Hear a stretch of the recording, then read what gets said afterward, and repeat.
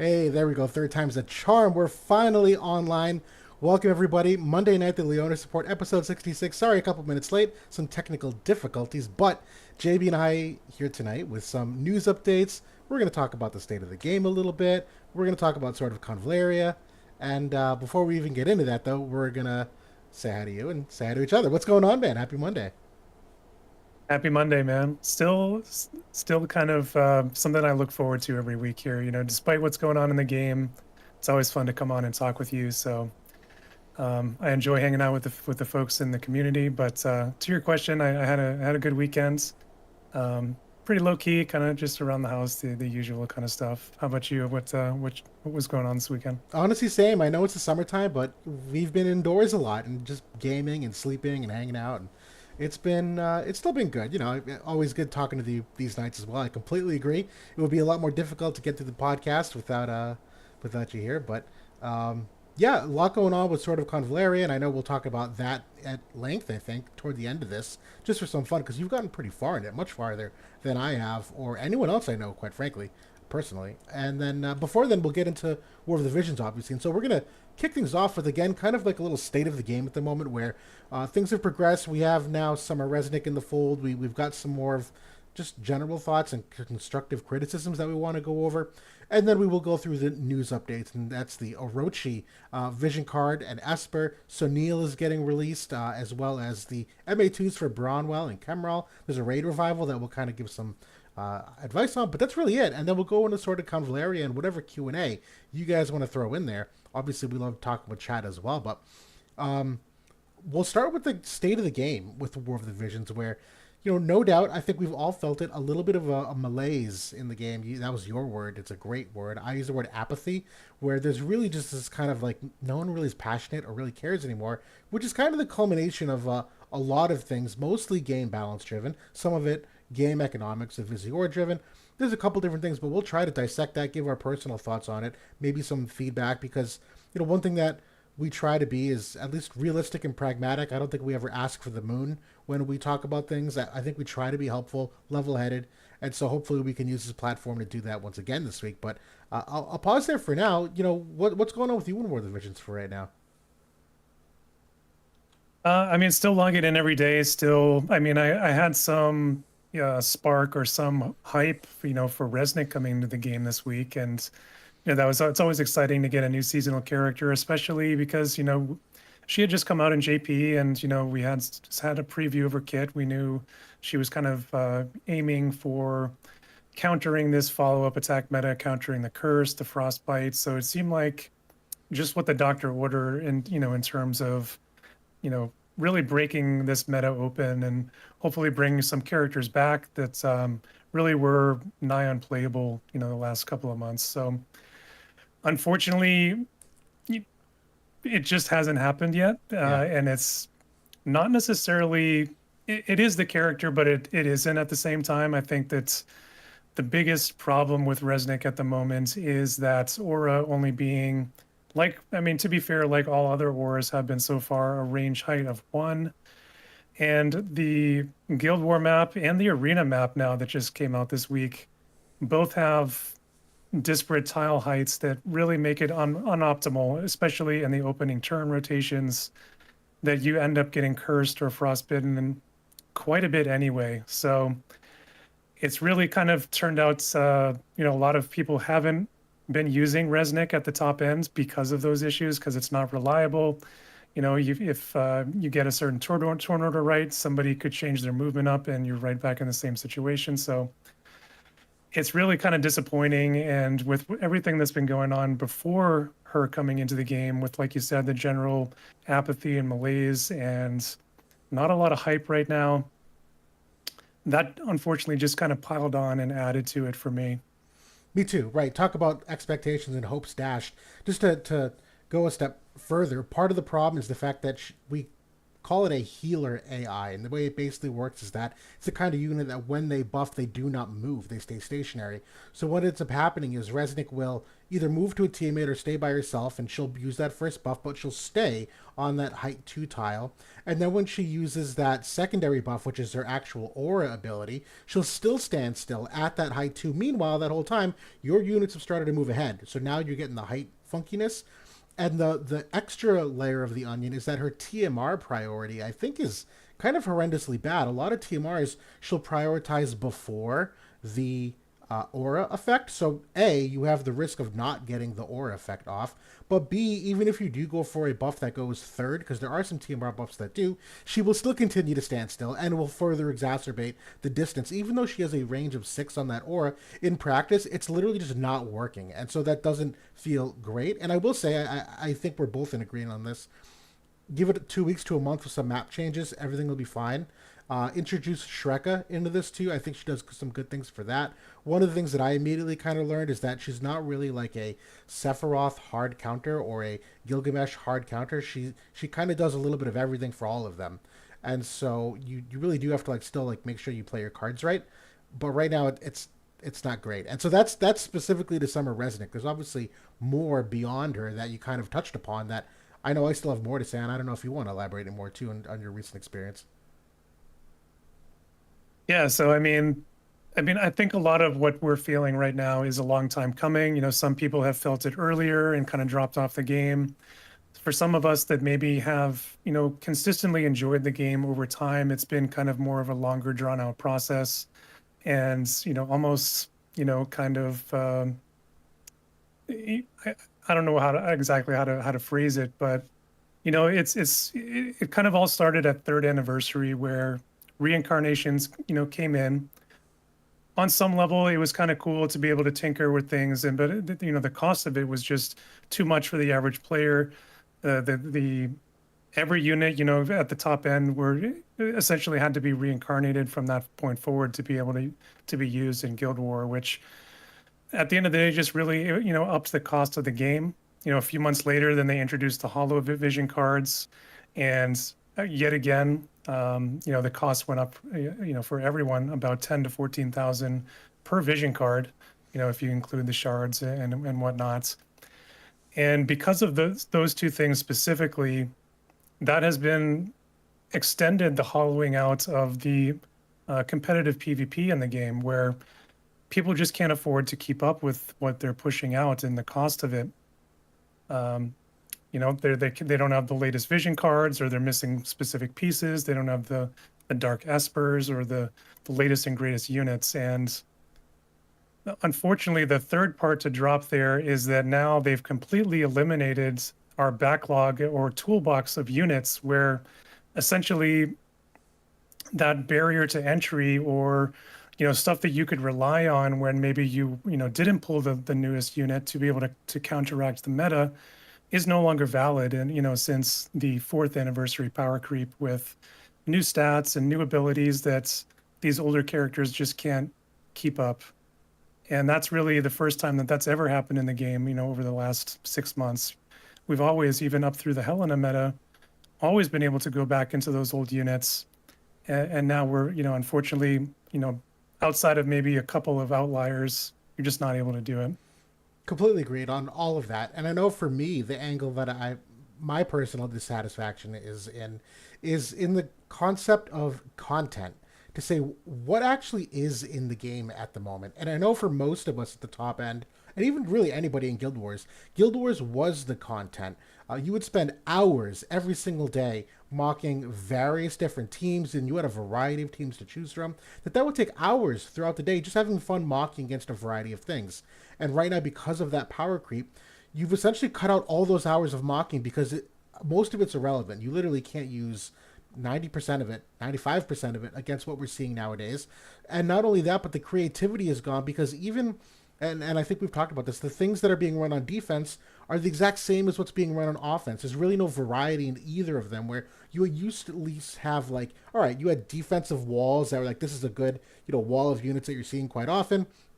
You need some offensive variety. You're getting none of that right now. And more so than that, you're just getting this, like, I called it American chop suey, like, just like smattering of random three newest units, and there's really no order to it whatsoever. There's way more randomness that it's not really rewarding. And so, from a content perspective, because Guild Wars essentially, I don't want to say gone, but like not a game mode that you're spending lots of time doing anything in. The PVE side of thing all of a sudden kind of comes in more of the forefront where it's like, all right, what else can I do? And sure, there's arena.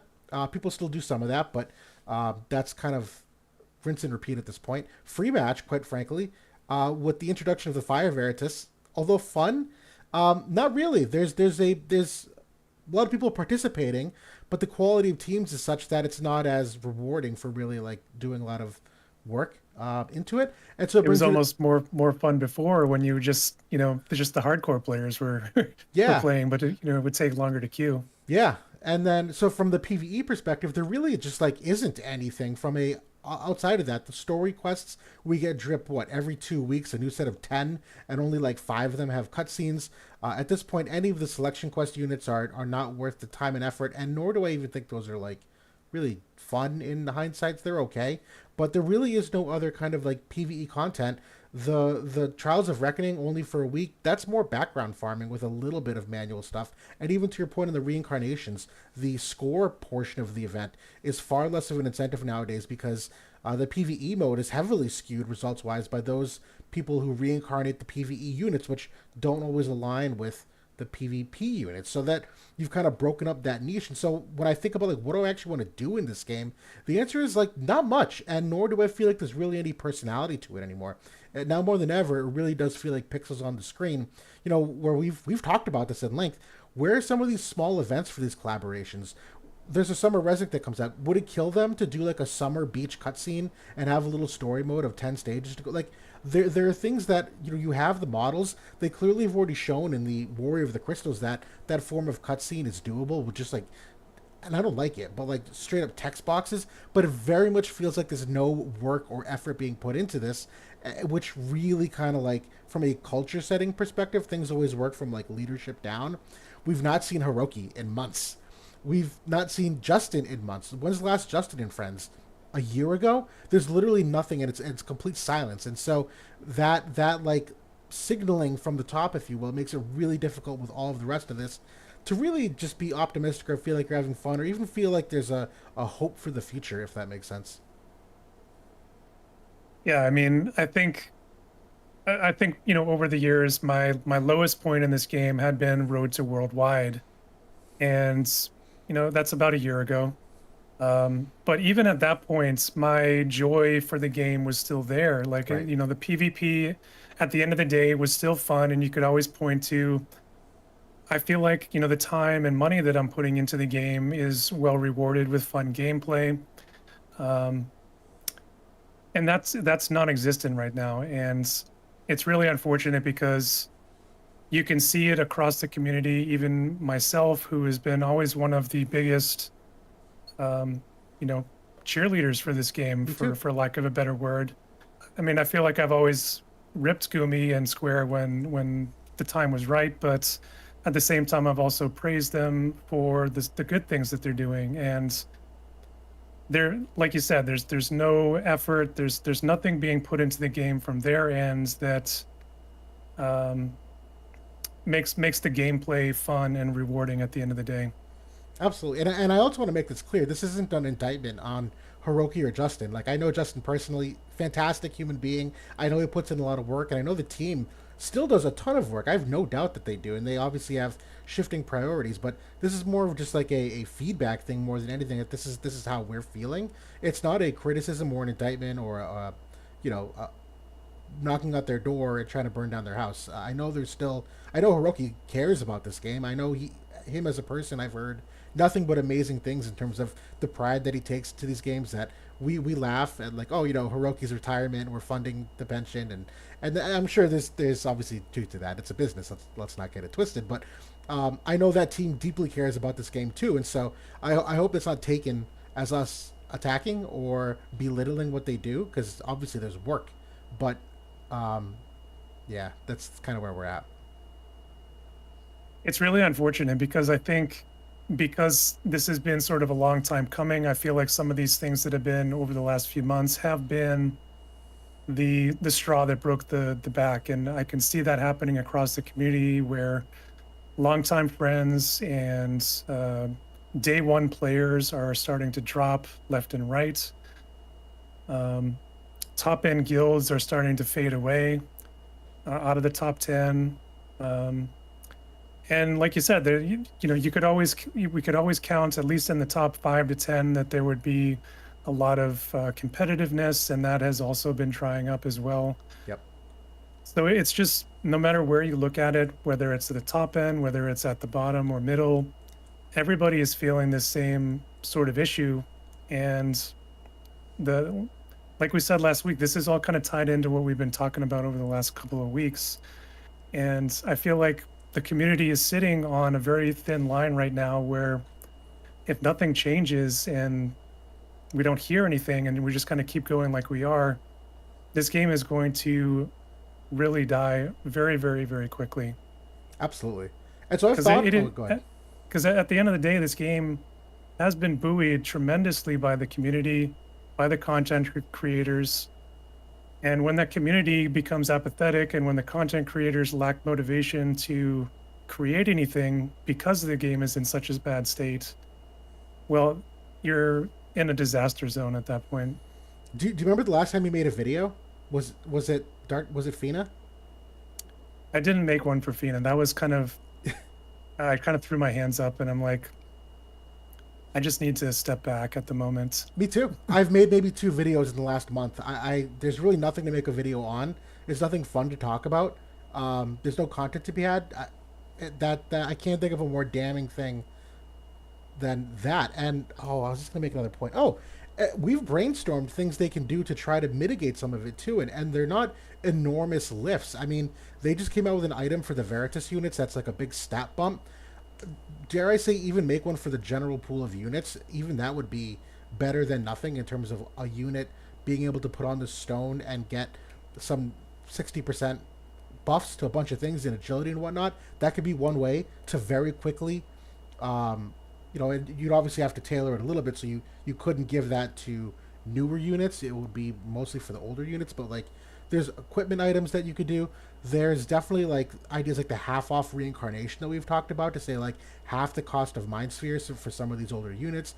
We've talked about MA3s, which admittedly are probably the hardest because they have to go through each individual character. But even then, could you go through an MA3 and just go 10% base stats and give it to everyone? Bam, there you go. Absolutely, you could do that. And for me, I think one of my easiest fixes to all of this, I don't know why they don't pursue it more, because they do in class match, is tailor make some of the rule sets to nudging the meta where they want it to go.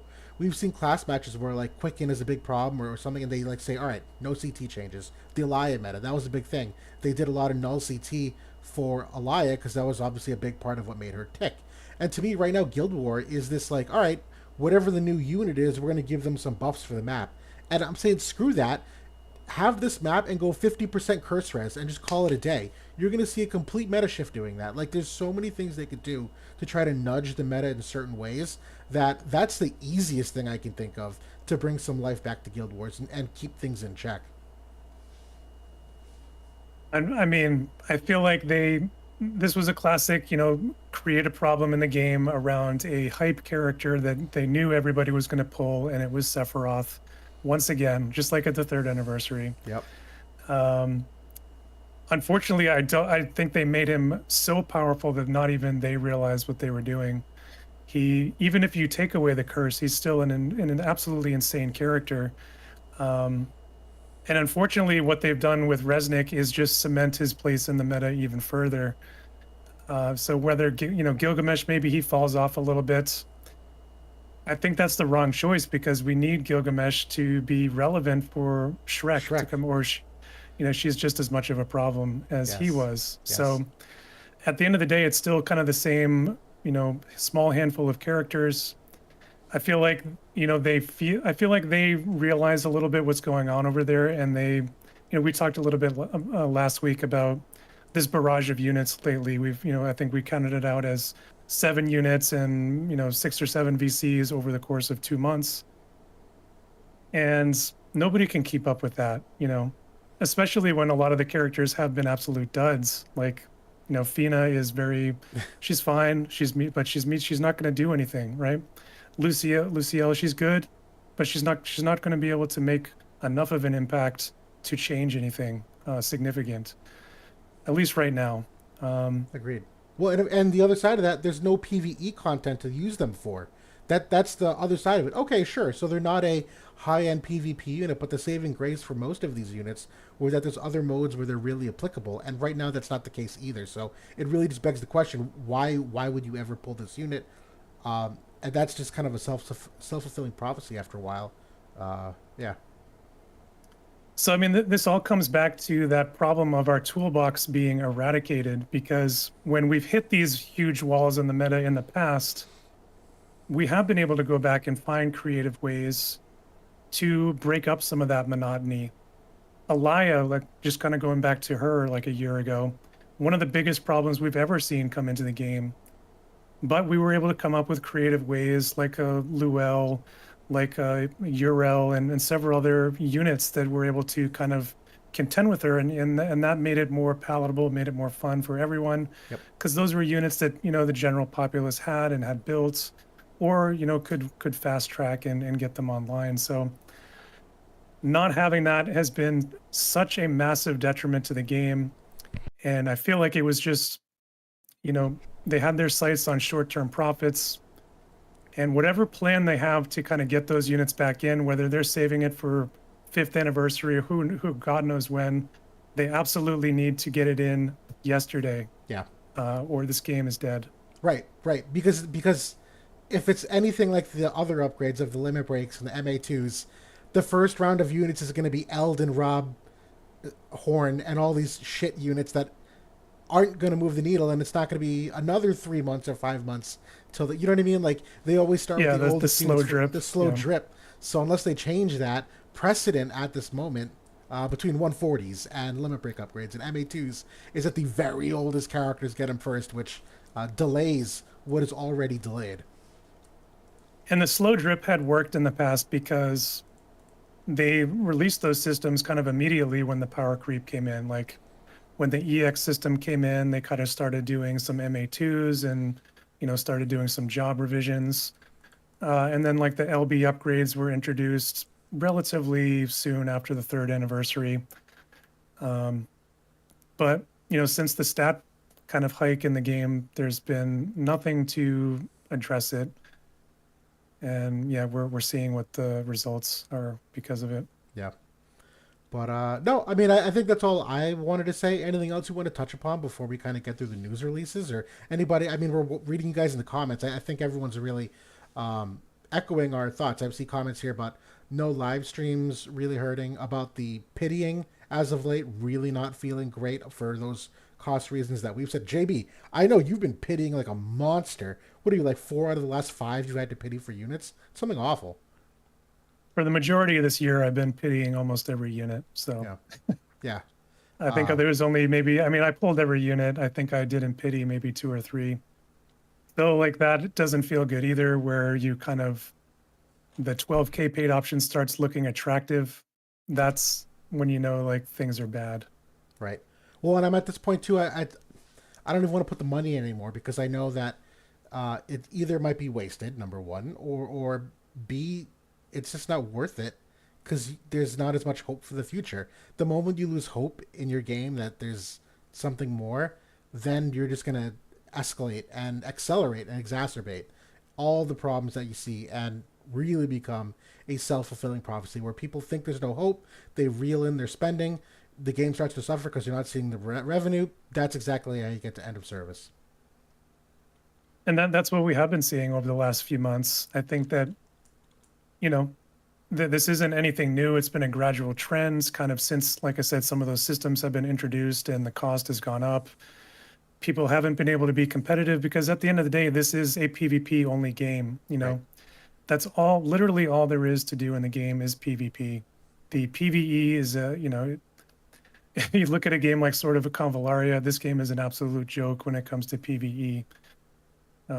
Sorry to say, but it is what it is. I mean, they need to really think about what they're doing in terms of the PvP events and infuse some competitive spirit and fun into the game. And that's another kind of short-term thing that they could do potentially to try to generate a little bit of hype. Right. In addition to like I said, just kind of fixing the unit issue that's happening at the moment. Yeah, I totally agree. I totally agree. But we'll keep talking about this every week. That's not something that will likely go away tomorrow. This is a gradually built up problem. That's the sum of its parts at this point in terms of how many units have been released fourth anniversary, and the more units that get released, the greater the distance becomes without them doing anything to actually keep it up. But yeah, I'm sure we'll have more conversations in the future. But that obviously, no doubt, also kind of tints how we view things now. And so, kind of exciting that we are getting a new Esper. I'm always excited for Espers, quite frankly. I think it's one of the coolest, most creative things they've added because they've gotten very creative with their Esper releases. But before we jump into the Esper themselves, we'll talk about the Vision card first. And this is the Yatsuka Ano Orochi. It's the Fire Dragon. And this is a Vision card that, to your happiness, hits 4 different jobs. It's the Bow, the Book, the Sword Red Mage, and the Staff Black Mage. It is a 24% unit res card, so absolutely a main slot candidate, which immediately has value in addition to the 50% magic stat. Now, a little bit less than the VV card, but I think that's because the magic is not the primary stat here. The unit res is the one that gets the extra percent there, being kind of like the primary of the 3. But regardless, 50% magic is enormous. 16 crit evade, also very material. It's a Guild War effect of 9 healing power, which is actually very, very good, particularly for a lot of the characters on these classes where Sword, Red Mage, Book, and Bow have all shown as of late they do have a lot of healing infused capabilities. But even Staff Black Mage certainly does too as magic-oriented characters. 5% bestowed agility obviously makes it really good for rainbow cards, where that's typically one of the most important things when you're making your rainbow team is just making sure that all your characters are relatively sound agility wise. The rest of the stats you can kind of fudge around and get from other places. But this looks to be an exceptional card that does bridge Book, which is obviously resin eccentric, with a bunch of things. I will say seeing Gilgamesh and Shreka on the same card gives me a little terror, but overall, I think this is a pretty well-rounded group of characters they've decided on. Yeah, I mean the one kind of miss for me a little bit is that it is some overlap with Vivi's card, at least for the Black Mage team. Yep, And I think Book is on that Vivi card as well, aren't they? they are. Yeah, so I mean maybe you can get a little bit creative there. Like you do have the Halloween card potentially that you could bring in for the unit, and this maybe becomes a sub card. I don't know. But I mean, maybe for folks that missed out on the VV card, this is, an exceptional card to grab, especially if you're building around potentially Shrek or Helena, some of these Black Mage units, and maybe you're throwing in Resnick and whatever is to come for Book. But Gilgamesh, yeah, this is maybe another mixer for him, for some, despite, some of the stuff getting taken away from Resnick's aura, he's still a very strong unit. Like he's not a pushover. You're always kind of surprised at the damage that he's still able to put out even without it. So I don't know. I like the card. It's kind of weird though. Like despite having 4 jobs on it, the amount of total units is, I think, on the lower end. I think it's just because Book only has just Yeah, 5 or 6 units. and So even Bo doesn't have that many. So those 2 right. jobs, yeah, a little bit below average. But I'll say, well, oh, this is permanent pool though, which is kind of nice. Mhm. And you made a really good point in that regard. That yes, if you missed out on the VV card, this is a fantastic sub for it. So I do like this addition to the permanent pool. I think the interesting thing is that typically when you get a release here, Vision card and Esper, one is usually like amazing and the other is kind of mid. Whether it's the card that's awesome and the Esper's kind of whatever, or vice versa. The Esper's kind of amazing also. This might be like, in recent memory, the best Esper and Vision card duo they've released. It's been a while since both were like, wow, grand slam. Maybe Greater Demon might be the last one that Yeah, comes to mind. that's a good I think that's a good comparison. Dark Siren too, although that's a higher cost, so I don't really consider that because as a higher cost, you expect both of them to be great. But this Esper innately is a 16 agility Esper. But a couple things before we get onto the board. This agility can go higher. You'll see why in a second. But it comes with 25% curse resistance, which absolutely enormous. That pair this with a Trust Stone, you get to 50% curse resistance. Now all of a sudden you're greatly reducing the chance of that effect happening. Very, very important. It's actually very high from a magic stat perspective. The very cool thing about this tree, and I'll go to the builder here, they decided to give it 4 agility points here. So this technically is a 20 agility Esper if you'd like it to be. I think we would recommend that in almost every circumstance. But this is also very valuable from the perspective that you're getting some decreased activation time nodes, which has been quite some time since we've had an Esper that can do this. And I know Valfor, which is one of the most popular, is a limited Esper, so most people don't even have this. It's really only Siren, I think, in the permanent pool that can reduce it. There's a third Esper that has is there a third Esper that has decreased activation time? It's Siren and Valifor. That's it. Okay, thank you. So Yeah. this is hugely impactful. In addition to the 20% magic res pen, which a lot of mage units actually really need, because Helena and Vivi set a new bar for magic res pen in the game, and a lot of characters have suffered. This is enormously helpful. I'm gonna keep going through here. You get 5 healing power, absolutely awesome. Particularly if you combine it with like that vision card where you get an extra 9 healing power for that Guild War mode.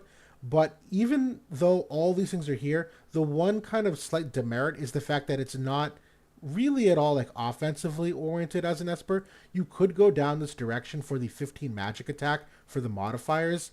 The fire attack obviously is great for the fire units, but for more general purposes, you do take a step back and trade off some of the killers and modifiers to get all these other really valuable parts of the tree. And we're not done yet. If you're capping out the SP on this Esper, you can go full water res nodes here too, and turn this to a +5. So I think this is my preferred tree, but I've already talked enough at length about it. What do you think about the Esper here? Phenomenal, phenomenal. I think that if you have the Viz, this is a must pull VC and Esper. Yep. If you can't pull it, not the end of the world, but like you said, it is permanent pool, so you can potentially grab it later. But if you can afford to get it now, absolutely do so. This is insane for all the reasons that you just said. But I do want to point out the activation time. I don't know if you said this, but 250 is the most we've ever seen. Oh, it is. All of the other ones is 200 on Valifor and Siren. Good call out. And sometimes that 50 cast time reduction can get you to some interesting breakpoints. So I absolutely love that. I love that it only costs 4 nodes there as well. It's relatively economical to get that. And then you get that magic res penetration, the first of its kind. We've never seen that on an Esper.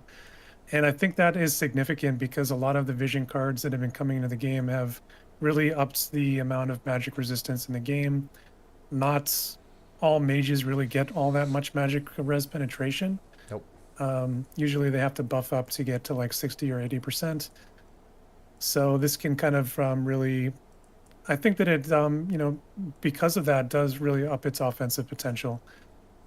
Healing power is something we've never seen on an Esper either, so that's also unique. So yeah, this one, anywhere you slice it, it's an excellent Esper. Definitely invest the pots into it and max it out. Definitely. I will say I'm very excited to put this on my soul. Where Soul desperately needs that magic res pen, and you can go the way of like the fire attack for him if you wanted, and all of a sudden now you're like recouping some of those modifiers for him. This is 20 agility too, keeping up with Bahamut. This is very good for him. That was one of the biggest things that pushed him out of the meta, was because even A2, because she had such insane magic res penetration, magic res, he wasn't able to really do a ton of damage to her. Yep. In addition to the curse res, 50 curse res on Soul is enormous. So yeah, all great things there. But we'll keep going along here. Another big news release this week is that we're getting Sonille, and this is a free unit they're handing out.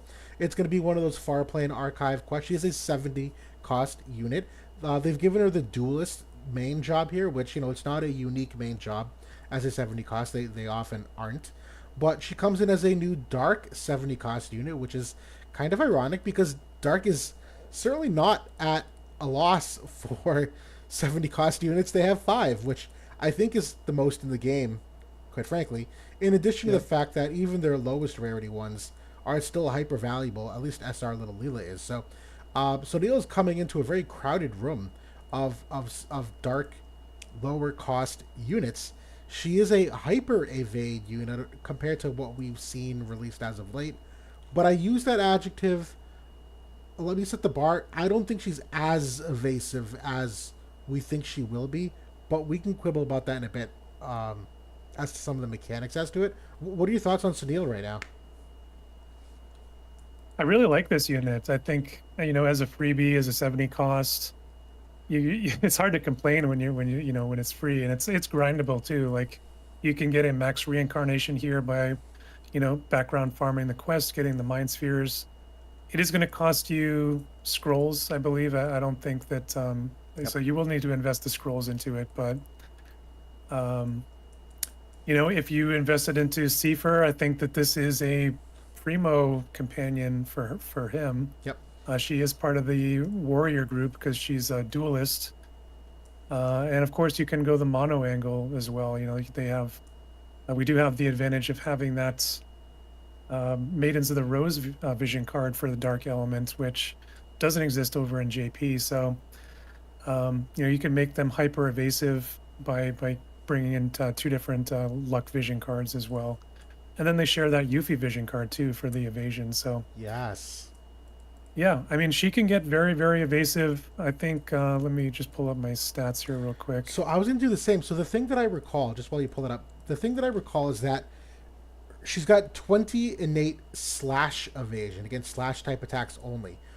With this included, if you stress test their evasion with like dual luck vision cards, with dual agility vision cards, I think she ends up being innately like 10 to 12% less than Halloween Lucio. That does that not seem Mm, right? That's where I ended up. I wonder if I can pull I, up my. I mean, for base evasion, I have her at 87 out of the box with no investment. Hmm. So that's already higher than Lucio, and that's not even accounting for the fact that she has higher luck than he does. I I'll have to go re-examine that then. Interesting. Do you stress test with the vision cards or no to see like what the total percent is? I did make a build. Let me pull that up as Either way, well. while we're killing time, just so it's not dead air, if you know what I mean. Yeah. Yeah, she absolutely is a hyper. It's the most evasive unit we've gotten in a while. Let's make no doubt about that. The big thing for me that I immediately look for nowadays, though, is there nullify sure hit in the unit? And for Sunil, that answer is no. There is no nullify sure hit anywhere. So to me, I have very much tempered expectations that Halloween Lucio was as good as he was for a while because number one, everything lined up vision card wise. That being said, I think it does for her too. I think she's also a great benefactor that the vision cards line up perfectly. But at the same time too, I think Lucio, um, you've seen the results of him as of late with the power creep and the guaranteed hits. I think she's going to suffer a similar fate uh, to him. I don't think there's any way you get around from the damage she's going to end up taking. But I do have my stats pulled up here for evasion. I don't know if I can. I wonder if I can share my screen here so everyone can see what I'm seeing. Hold on. So I made like a stress tested build for her, and I was able to cap her out at almost 380% like evasion all in, like all maxed out, Hmm. and which is better than what Lucio can. I think it's probably like not a ton more, but I think it's maybe like 10 to 12% more. We'll definitely have to like compare this afterward and see where we have differences because I didn't get that high, but I will take your word for it. I frequently make mistakes. There's just so much to do there in the stat workbook. But yeah, great kit. She's a very high defense pen unit. Where I think the 2 passives you're getting an 80 defense pen very easily on her. One of the big things that's nice about her is that there's a lot of play with accurate or decreased accuracy. So in that evasion conversation, like right now, that's one of her counters is the decreased accuracy here. Her very large AOE is also a decrease of accuracy of 30 on crit hits.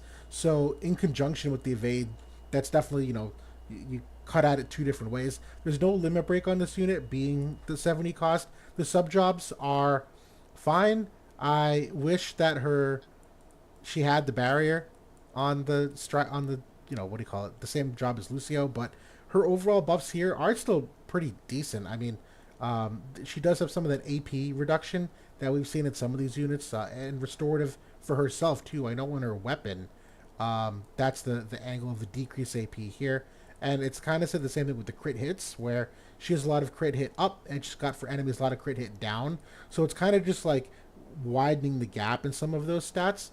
The 120 is new tech. This is dispelling AoE wide res, which is absolutely awesome to see, and very large modifier increase. The more the enemies, which has a cross shape like this, you can get rather high.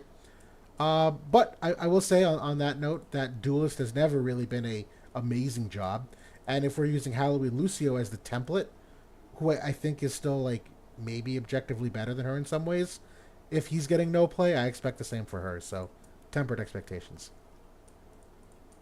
Yeah, because I mean, with the stat power creep, accuracy has gone up. So for kind of the entrenched meta where people have invested into their Sephiroths and Seafers, assuming that they are built with some accuracy, they're probably going to be able to hit her. Whether they get a side hit, kind of later in the fight or something like that. I think that it's a competitive unit. Like there is some interesting things here. I think that she is held back because she is, the bones of it are the duelist job, which never has really taken off. Chunak was probably the best example, but I mean, he's okay, but nothing, nothing exceptional. He never really broke into the meta. The lack of limit burst hurts her tremendously, I think, kind of getting some extra utility there. The Job 25 admittedly is an exceptional move, though. That's really elevates, I think, the base job. And it's really pairs her very nicely with Seifer because he does the imperil with the area resist imperil, and then she can get rid of the wide res. He does the barrier. And they're both kind of in that large cross, like, larger AoE. So I don't know. I don't think this is going to be a meta unit until down the road, potentially, if we get some kind of evasion leader that can give the null sure hit, status to her and imbue that onto her. For now, I don't see how she could last very long. I'll give you one answer how she could last that long, and it's what I've been doing in free match for 2 weeks. It's been very fun. I'm a big fan. Have you met? Where are you? Addison Ray before. I've had so much fun with my Cypher teams because Glove is on that Halloween Lucio Vision card, and they have some cards, the Sword Warrior, that I've absolutely loved. Cypher's got no courage, and neither does Sonille. That throw Addison Ray in there and just buff the Null Sure Hit and the courage on them with the heal back. I've had so much fun in free match. I'm like on double-digit win streaks all the time, even versus the meta teams, just because you haven't. There's no other way. People don't see that. They don't expect that. So it catches a lot of people off guard. I think that there is some valid copium for that build on global, because I mean, obviously that's not something that JP has been able to experiment with, and it does work perfectly, I think, into that build with Cypher and Sonille here, because if you pulled the Fina card as well, like you can use that as a sub card because that's also glove and warrior. Yep. If you, it's not a huge deal if you didn't get it. Just gives them more HP, like over what the Black Rose card could give. But they're also on that Halloween Lucio card. They have the Dark Bahamut card that you could bring in as a main slot. Yep. So there's a lot of synergy in that build. Maybe you can bow tie Addison and kind of try to keep her back. That's what I do. It's awesome. So, yep. And usually when you do that, she does use her null sure hit twice. Right. I think the only problem now is, is there going to be enough firepower there to get you by the 3 turns? Because a lot of the fights, with the sustain and kind of the more bulky units, they are lasting more, they do tend to, 4, 5, 6 turns nowadays. So that's kind of my only question about that. Yeah, it's a good one, but yeah, I've not stress tested it in Guild Wars, so it's just copium at this point. But it's been fun nonetheless. So that's my uh, nugget of information for those watching that have her. But we'll keep moving along here. I did want to talk about her TMR real quickly. Oh yeah. Very cool TMR. I don't expect to use it, quite frankly, but it's a good TMR. I mean, this is for the 20 slash attack. It's a 15 unit res after up to until you get hit twice, then it's gone, and then it has an effect of decreasing AP of 10 upon a critical hit, which is the same as her actual weapon, which is kind of cool. But yeah, for just general usage, this is a very cool TMR. I just think that without having an agility stat on here and thinking about like most characters get amazing weapons released with them on release, that I can't imagine this weapon being better than most characters' tailor-made unique weapons. But introducing this into the game, I absolutely could see instances where this is used, but it's really just yeah. I'll pause. I don't know. I think that I mean, in the kind of stress test builds I was doing, I was using this TMR, and I think that was um, quite nice for her, especially. I think Oh, the I'm first sorry. For her, yes. I'm sorry. I'm for talking her more. specifically, I mean yeah. for people, like for general characters in the game. Yeah, for her, this is very competitive as an option. I meant more just like, hey, can you take your cipher and use this TMR now? Well, it's debatable. I think Oh yeah, blood yeah, sword's still better. You know what I mean? Stuff like that. yeah, yeah. I agree with that. This though the first two effects here are for Sonille only. Oh, good call. Um, the third effect I think is for everyone. I think at least that's how it reads on Word of Calc. But she is able to get kind of a very significant amount of unit resistance where I want to say she can get like 60 to 80% even, like really, really high. Um, so that is kind of her niche as well. Like, so maybe there is a little something there kind of going into Shrek. I think that was at least the idea with her, like maybe some potential that you could do something with it. It hasn't really panned out in JP though, as far as I've seen, but um, if nothing else, I do really like this weapon as a new kind of best in slot sword for guild raids. So Yes. there's that to look at too. You know what? I didn't realize that this weapon was her TMR. I thought this was a farmable weapon this whole time. She doesn't get a weapon. Her weapon is the TMR. That was my Yeah. confusion. If that confused you earlier, it's only one sword. It's this sword. It's the TMR. Okay. Yeah, the duelists, I think they're kind of centered around the wave blade, and then the crow's cloak are kind of unique equipment for that class. Yep. Absolutely. But we'll keep cruising here because I know there's more to talk about. But we are getting toward the end of it. We're getting MA2s here. Bronwell here is getting the 15 defense, also getting the 20 slash pen, and upon all hits, if she's got regen active, which is on her main buff, is you're getting reduce enemy defense pen by 20 on every single hit.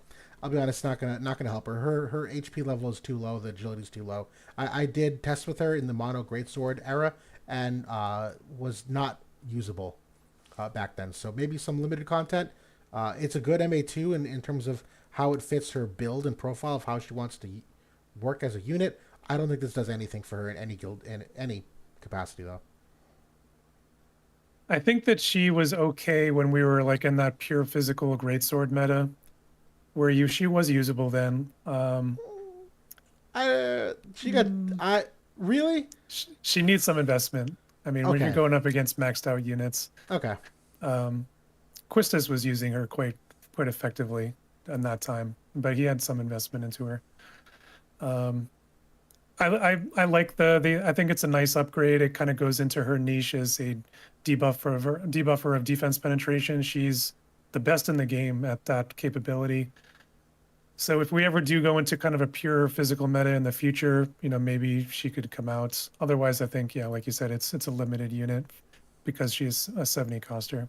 Yep. And then Khamral, who's even lower cost, 50 cost, is getting really two upgrades here. One of them is an increase to the strike res pen, where he's going from 10 to 30 innately. And then he's getting an extra 20 ice killers. So very much in that like fire versus ice matchup. And this, it's funny, I've always felt this way about fire when they were bad for so long. I always thought of fire as just like an equalizer for ice, because I don't think there's any elements in the game that has as much killer for their like weaker element than fire does. Like there's a lot of units that have like ice res and ice killer, like way more than your average element. So I always thought that was kind of funny that like fire was never usable until ice got too strong, and then like, all right, well now fire can be used. Like, but this is a good upgrade. I like the pen form as a 50 cost unit. That's nice. I like this too, like especially if you have Tifa's vision card, you get them up to 50%, then you can use a weapon or a trust. You can be like really, really high, like 60 to 70% at that point. There's no other units that reach that high other than Alaya, which, just on her stags move. Yeah. Yep. But yeah, not a lot of hope for this unit. He is what it is. It's a 50 cost, but it's a good upgrade. This is nice. Yep. And he still does have that niche as one of the few units who can dispel follow-up attacks. That's kind of his, Yes. along with courage. Like his Fatal Oath move is Awesome. exceptional. It's so good. Yeah, limited content. He is I think the best among the best lower cost units. I mean, Balo and SR Little Leela are on that tier too, but he is right there with them. Oh yeah. Yeah, but that's virtually all we wanted to cover for War of the Visions. We figured take some time here at the end, in case anyone was popping up any hard hitting questions or thoughts in the chat. I haven't really seen much yet, but we were just kind of spitball the last like I don't know 10, 20 minutes about sort of Convallaria, because I know there's been a lot of people playing that. I know people have been comparing it to War of the Visions for good reasons. Again, we said this last week. They're similar tactical RPGs, but I will say the gameplay experience I don't think you can compare, if only because it's a year one game versus a year four game. And honestly, from what I've heard, is that Sword of Convallaria is very much user friendly to start, and then gets ceiling, like you hit a ceiling very hard after a certain amount of time, and um, a lot of the honeymoon phase fades quickly, and so we're not there yet. And I even consider them two different games because they obviously have two different points of emphasis of PvP versus PvE, but we're loving it. So I'll pause there. Yeah, where are you at in Sword of Convallaria? I've been hitting it really, really hard, and that's kind of been my coping mechanism while this game has been in the shitter. Excuse my French. Um, but Nice. yeah, like I'm closing in on rank 42 for my account, which it's up there. It's not the highest. I've seen some people around 44, maybe 45. But I'd say it's in the upper end of what you can get right now. Yeah. I've completed a Spirals run. I've gotten an ending. I'm working on another one.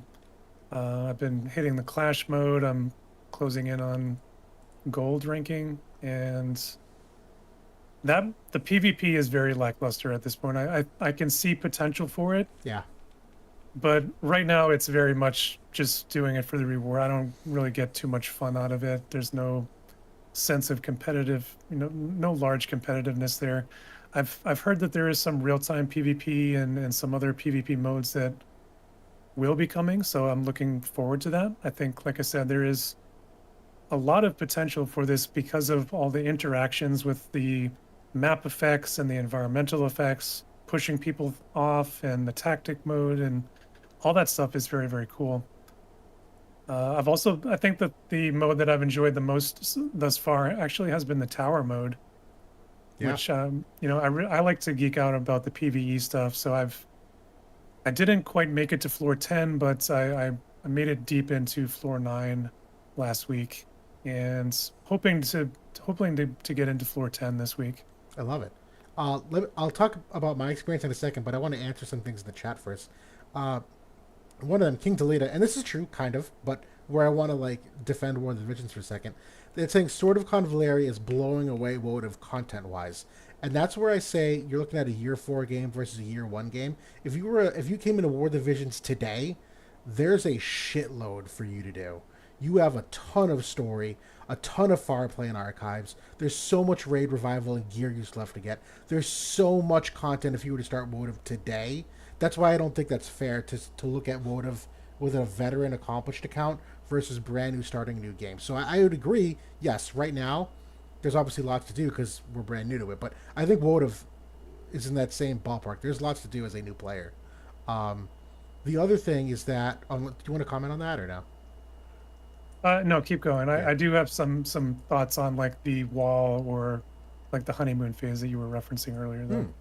What was the other one? Oh, they asked us if we're going to do content for Sword of Convallaria, and to me, my answer at this point is no. I'm not going to do content for the pure reason I actually don't think I have anything to contribute that isn't already out there in the space. That's why I started to as a War of the Visions content creator because there was like this like gap in education of like how mechanics work and how people thought of characters and how to do the X's and O's of the game that I thought I could fill a niche for like how to play more efficiently. But there's enough out there right now that currently exists in terms of like tier lists and because it's so PvE oriented, it's a lot of like how to stage clears, which really isn't my forte. And so I'd have to like kind of switch up gears entirely to do some of the stage clearing videos and whatnot. So I probably will not do it, but I don't know about you. Yeah. I kind of feel the same. I kind of just want to enjoy it and become an expert at the game before I can feel confident in having something to add. Correct.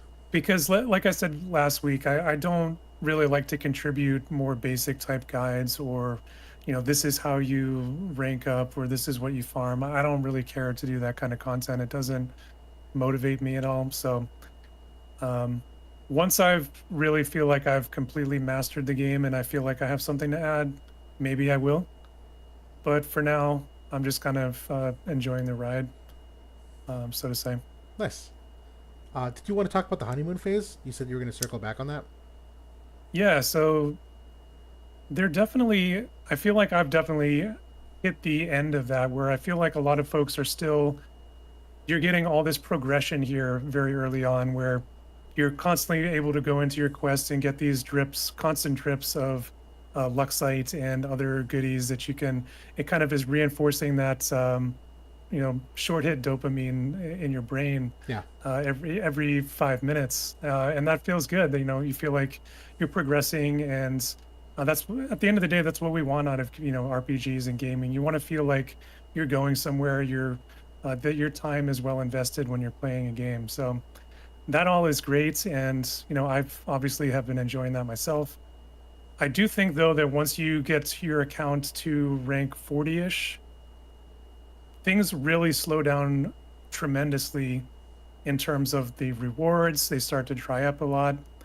And the um, the interval of the rewards is also slowing down tremendously as well. So I think that some people will start to fall off there unless you truly are loving and enjoying the game, and then maybe you'll power through it. But which is what I've been doing. I'm still enjoying it. So, Yeah. but yeah, I definitely noticed it. Yeah. No, I'm glad you felt that way too. It's nice to have that confirmed because I've seen so many people talk about how Sword of Convoy is better and this is what Wodim should be and there's so much to do. And in my head, I'm just kind of like, yeah, there is no one Wodim. It's just that we've already done it. And I actually thought that way about Final Fantasy 14 and World of Warcraft when my girlfriend came from WoW to 14, where she's like, there is so much to do. I literally can't I have like months of the year it's going to take me to catch up, years. And me, who's been playing for 10 years, I'm like, well, I just have the new patch stuff that comes out. I've done everything. So you have two, and Genshin Impact was the same. We only played last year. The game has been out for 4 years. So we jumped in last year. Bro, we had 4 years of content to go through. We were living good. But you talk to any Genshin veteran, all they have to do is the new patch stuff that comes out. So Votive is not immune to that. So I feel like that's being missed by a lot of these conversations in the comparison. Yeah. I But do think though that I do know that they are accelerating the global schedule. That currently we're like a year behind the Taiwanese and Chinese servers, and the developers want to get us to like a 6 month behind is what I've heard from other folks. So nice. we are getting kind of accelerated content here. There's a lot of banners right now. and there's a lot of banners coming. I think we're getting a couple more here in the coming days. So at least from what I heard, I know a couple of the characters to look out for are Sophia and Augusta, which from the Union and King's Army factions. So they are supposedly kind of tier 0, like high impact units. So I like it. I gotta poke a joke at something real quick because Orange just made a video about this. He made a video about sort of Convallaria, and the clickbait title of it was "Too many banners?" question mark, and you just made that comment, and I really chuckled because if you right now today, if you guys all go into War of the Visions, I counted. There's like 36 to 38 banners right now because it's the Final Fantasy VIII collaboration. All the Vision cards, all the units, Cipher and the old units. It's the global, like Starlight, Elena, and Ibarra banners. All the global units are still there with their Vision cards. It's the summer units in that collab and all of the summer Vision cards. And then it's also Fina, White Mage, is still on her banner release as well. There's like 36 banners in War. It's asinine right now. Yeah, that is crazy. I thought that was That funny. is I noticed because when you go to because every day you have to do normal summons, right? I noticed it when you just scroll down, you scroll through 36 banners to get to the bottom for normal. yeah. I didn't. I mean, I thought there was a lot there, but yeah, that's insane. Yeah, go count I after can't this. I can't imagine being like a newer player and trying to wade through all that stuff. It's impossible, impossible. But yeah, no, I've enjoyed it. I think I'm rank 35 on my account, and I've been really pushing to try to fill out. Is it the cornucopia? What do they call it? It's like the yeah. I've been pushing to Yeah. try to fill out as soon as I can.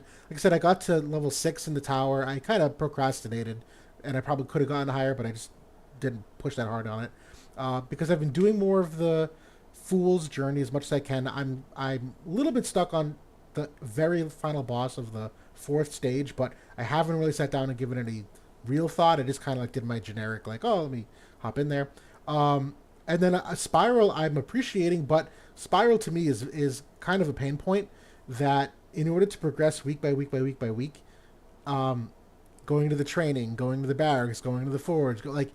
There are times where I'm like, bro, like I really just like want to like watch some cutscenes and progress, because the storyline isn't really there to hook me yet. I can see the world building and the stuff being there, and some of the characters and script are cool, but I'm really waiting for it to really kind of like resonate, and the weekly little things to get to the next week is kind of dragging that on. But yeah, I can definitely feel you there. I've actually enjoyed that aspect of it because it's I got some vibes of like Civilization where you go to the yes, next turn and you like the next day, kind of that sort of feeling yep. in a way. And I'm kind of like I like to kind of tend to things like a garden when in certain games, but it does get tiresome. If you're playing it for a while, I do. you Wait, can. okay, real quick. I agree with you. I actually like what they do. I think it's more the interface where, like, if it was just one, like, think of your home screen with the house and there's like all the buttons right there. I think if you had something similar in the setup, but I know right now for me, it just seems like a lot of clicks to just like do like very menial tasks. The click to reward ratio is very high. But I agree. I love it in concept. So I will say like you don't have to go into like the resting area. Like you can just ignore it. Like Oh you yeah. have the option just to ignore it right next to it. So if you know you don't have any units to rest up, just hit the ignore right away. Same thing with like the training. Like if you're not going to take advantage of the training, you can ignore that and go to the next step. One thing that I did appreciate about Spirals is that I found kind of playing it is every sort of week cycle that goes through. Sometimes new NPCs in the town will have certain things to say or little quests that you can do. And if you go to your town map, you'll see like a little chat bubble, and you Yeah. can go and find that person. I don't know if you've noticed that I, yet. I didn't know what it was. I've seen it, but I actually didn't really look at it. Okay. Yeah, so if you go to that section of town, you might find somebody that might want to join your army, or they might have a little quest for you to do, Hmm. or maybe they just have like something to say. So I thought that added some flavor to it, like you're playing a real RPG. So I enjoyed that. Um, and I think the story will hook you because I was getting more into the story as I went. And one kind of thing, like when I went back to my playthrough, like on the first one, I brought like all my coolest characters. Like I brought Gloria and Cole and Beryl and all these OP guys. They don't feel as OP in this mode, so I do like that. They're kind of tapered down, so they are better than what you can recruit, though. I'll say that much. So you are limited to like maybe 3 or 4 units. But on my second playthrough now, I brought in some of like my favorite like weaker characters that I just kind of wanted to play around with, and because I like the way they look or whatever. And it totally doesn't matter. Like you know, through the training and whatnot, you can build the units kind of however you want, which I thought was pretty fun too. Yeah, yeah, right. Because they're not the exact build of what your normal character build is. They Right. acquire different abilities and the equipment systems. Yeah, so you basically do kind of have a different character build entirely than what your normal cast of characters is. Very creative. I do like that. But we did want to kind of end things off here on not a tier list of sorts, but just talking generally about the characters. And I think we had two attributes we were going to talk about. Like, what is our favorite character, general use wise? I think was the way we phrased it. And then just like, what's our favorite character just in general, whether it's aesthetic or someone that resonates with us. And I know I have here a uh, just for imagery's sake, a current tier list of the global characters only. Unfortunately, there's nothing online that really exists that breaks out the epic units or lower. I do have a secondary one here. This is a obviously not English, but I think it's Chinese or Taiwanese. That they at least have like the profiles of the epic units, and you've done more with them than I have. I've dabbled a little bit, but we'll obviously try to. I don't know. We'll just spitball, whatever. We'll kick things off. Your favorite character? What was the attribute? Use wise, like play style wise? Is that how you wanted to do it? Yeah, so I mean, I think like in terms of the sort of the highest rarity units here that we're looking at, I've really enjoyed playing with Gloria, I think the most. That's kind of a standard pick, but you know, she's kind of the ode to Agrius, and I like the kind of paladin knights kind of you know, aesthetic and play style. I have really liked Cole though too, because she's so mobile, kind of gets all over the map, does a ton of damage. I don't know. Those have been a couple of the early favorites, but I specifically pulled and rolled for them, so Yeah. I don't have access to all of them yet. No, same. I couldn't agree more. Gloria is probably my favorite. The cool thing that I didn't realize on her tree, I think I unlocked the wrong node to start. She has this like AoE ability that puts down her flag and offers. So I didn't have that equipped initially. Once I realized what it is and what it did, she's probably the most dynamic unit in the game in terms of the progression of buffs and attacks and what you have options for. Where like she's got her spear thrust that's more like, you know, close range to adjacent, but then there's that ranged AoE, and then once you use that ranged AoE, her leader aura changes, I think it is, and like the buff, like it's dynamic enough that it feels very fun to play. Whereas some of these units, like I actually like Dantalion a lot, but it's very one note. It's basically just like walk here and attack. Um, so Glory's very cool in that sense. And I was gonna say Cole, they're the other one because I love the movement. There's so many stages that require you to go snag a tarot card from a certain place. That Cole is like primo to do that. Getting a double turn because there's like that passive that I think if you like kill an enemy or crit or however it works out that they can get to go again has been very clutch in a lot of these fights. So yeah, between the two of them, probably my two like gameplay favorites. But Inan has been very fun. I do have her also because her ability is virtually a quicken in this game. There's been a Oh yeah. lot of stages where her being able to quicken a teammate is the game changer, particularly if you're like trying to backtrack at all and try to figure out how to fix your team. Like you can backtrack back to her turn and maybe quicken a different person, completely different tree of what happens. So yeah, those are my favorites. Initially, like I didn't quite understand why Anana was rated so highly. You know, just kind of in the my initial impressions very early on. As I've now kind of gotten deeper into both tower and also um, you know, some of the more like the trial mode, like the weapon trial and stuff like that. She is invaluable, like with like you said, with the quicken, but also I think like don't sleep on her Princess Guard move where she can summon out the guardsman in front of her, and Yeah, then if it dies, she can later, you know, summon out a second one. He is so good for like just suiciding onto barrels and clearing out a bunch of guys, or you know, taking a hit, you know, tanking for you. all that kind of stuff. Blocking a choke point. Yep. Um, yeah, he's that is also like makes her like a top tier unit. Yep. Yeah, underrated. There's been some matches where he just is a fart in the wind and it dies, but there's other matches where he's very valuable to like act as a cover tank for you and take that first hit. And if he lives, she'll heal him and he'll do it again. And yeah, this is a very fun character too. But I don't think the same level as Gloria. And Cole is just easy, so it's fun. She's just fun. Yeah, She's just fun. Yeah. yeah.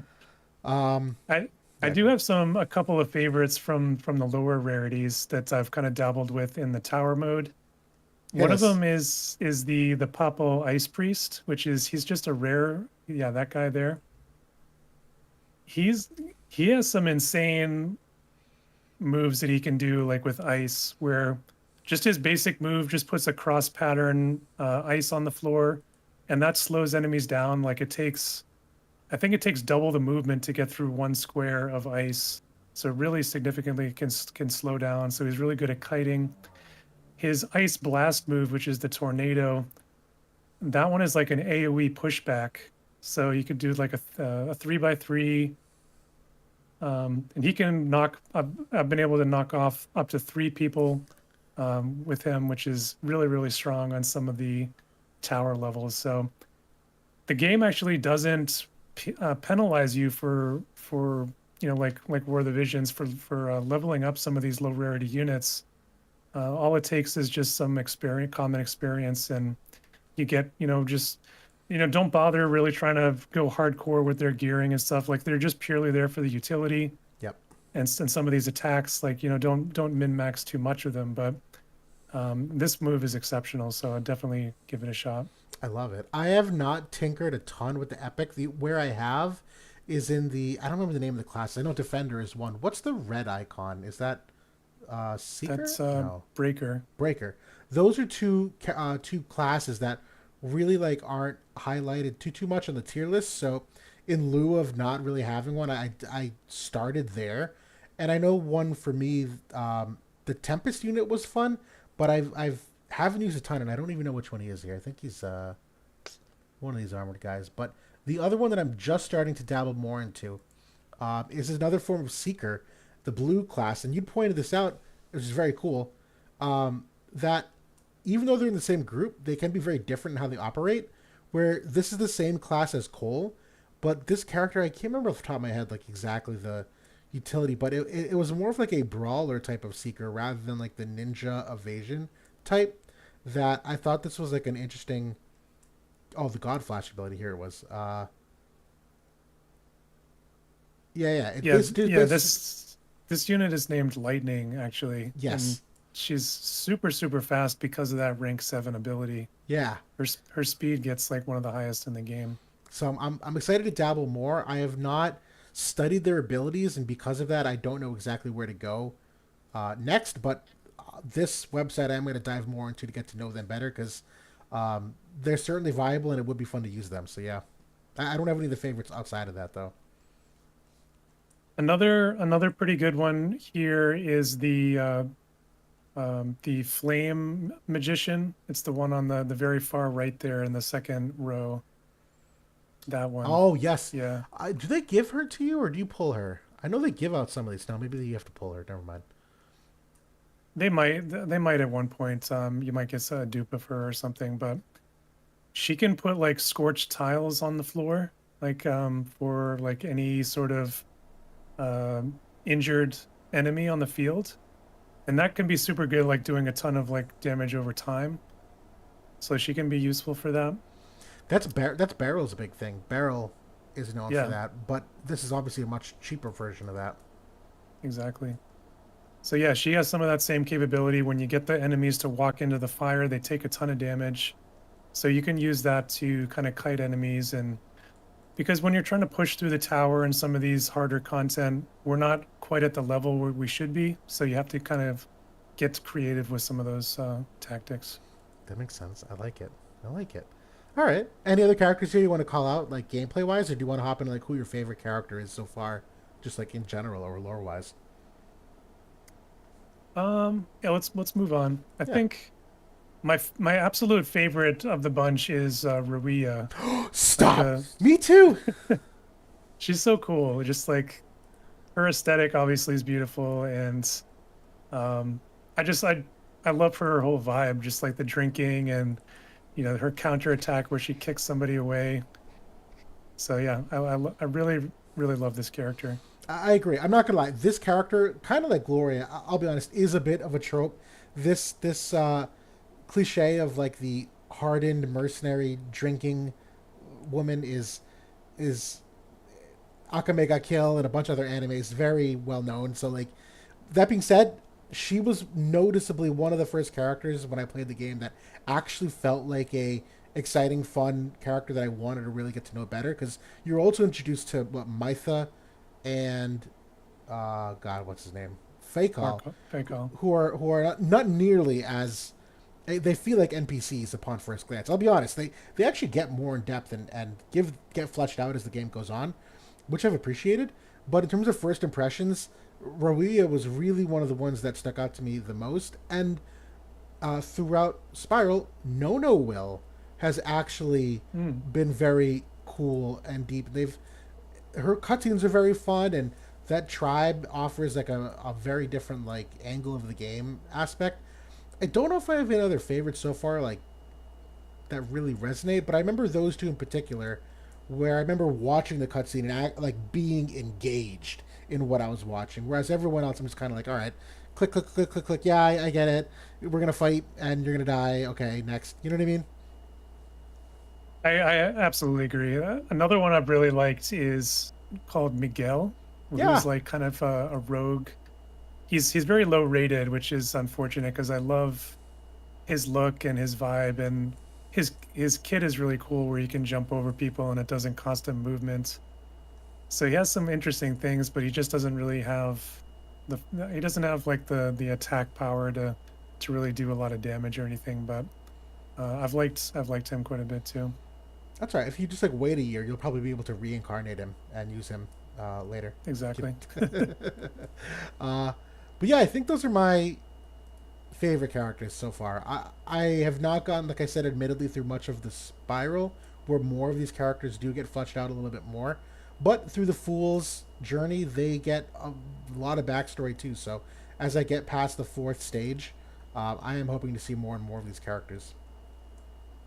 Absolutely. But uh, but yeah, I think that's all we really wanted to cover. Talk about a little bit of our experience because obviously everyone else has eyes on it, and we are not going to do content for it. So this is still a platform for us to cover it. But I think that's everything we wanted to go over today. It's going to be a relatively slow week in War of the Visions, content wise, unfortunately. The Raid Revival is something we were going to spend some time talking about the equipments, but maybe we'll do that separately. Raid Revival is an absolute must for anyone that is behind on their UR equipment. There's a slew of UR equipment you should absolutely be farming toward, and at this point of the game, inexcusable if you do not have it. But yeah, that's it for now. We'll hopefully have some news on, I would imagine, Shreka for next week after. I was laughing a little bit. Some people were disappointed that she's not out yet, and Adam, in the back of my mind, I was like, bro, you can't be mad about 100 cost units and then be mad when they don't come out either. Like, pick your poison. I know. I mean, haven't we gotten enough units over the last 2 months to fill it up Right. and then some? Right. Take the slow week. The problem with the slow week is that Guild War, there's really not a lot to do meta wise, so it really does feel like a slow week. But yeah. I will say though that if if ever there was a time for Square to release tactics, like it should be now. Like for them to that would be the way that they could really infuse some hype back into the game, is bring back the reason why people came to the game in the first place, you know. Right. Right. I completely Um, agree. We've said that because right now, as a new player, as much as there's cons about the power creep, one of the pros is that it's a lot easier for people to get up to speed, relatively speaking. They're not going to be top 10, don't get me wrong, but it's a lot easier to come into the game and be able to pull one of the newer units. And for anyone that comes back into the game because of Final Fantasy Tactics, if that was released, this would be a good time because we've heard like the returner banners are really player friendly for like select vision cards, and I'm sure there's other things that people could do to get up to speed. But yeah, that absolutely would bring an infusion of people back in that hopefully you can kind of ride that momentum, because I think that's really all you need. You just need some momentum. Right now, we're just drying the well, so there's at a screeching halt for momentum. It's the absolute opposite of what the game needs. Yeah. And I will say though, that like, my initial draw to this game was Final Fantasy Tactics. When I got to this game, it wasn't anything like Tactics for me. I enjoyed it for different reasons, right? I obviously I've loved the PvP and I've really grown to love the story and kind of the lore of the game also. But at the end of the day, it's not Tactics, and it's never going to be. But it is cool. It's still, it has some. It's cool to have those characters in the game, and it would be nice to have them back. But I think that is one of the reasons why some of the folks have been going to sort of Convallaria, because that game does feel like an ode to Tactics. Yes. Even just looking at it in the graphical style and the way that the units move around, and kind of some of the tactical capabilities are reminiscent of that game too. So it's a very tough spot for War of the Visions at the moment, and this game is definitely a big contributor to it. Absolutely. But we will pause here. That's all we wanted to cover for tonight. For those of you who are trying out Summer Resnick, we promise there's probably brighter days ahead, but we are looking forward to turning the next page, and that's all we got for now. So everyone in chat, appreciate you commenting, and hopefully we responded to any questions y'all had. I think the only ones we didn't answer were what our next collaboration prediction is, but I think we've done that one a couple times. We'll revisit that soon. We'll probably get that news anyway in JP in the next couple of weeks. I know they're kind of due for a new collab, but that's it. Yeah. Yeah, I mean, like I said, it should be Tactics, but it's probably going to be 5 or it's going to be 9 if I was a betting man. Agreed. But we'll cut things there. Thank you so much, everybody. Thank you for watching. And as always, comments, critiques, questions, all in the comment section after this is posted. Love to hear from you and improve the content and talk about what you guys are passionate about. So until then, enjoy the night. Talk to y'all later. See you later.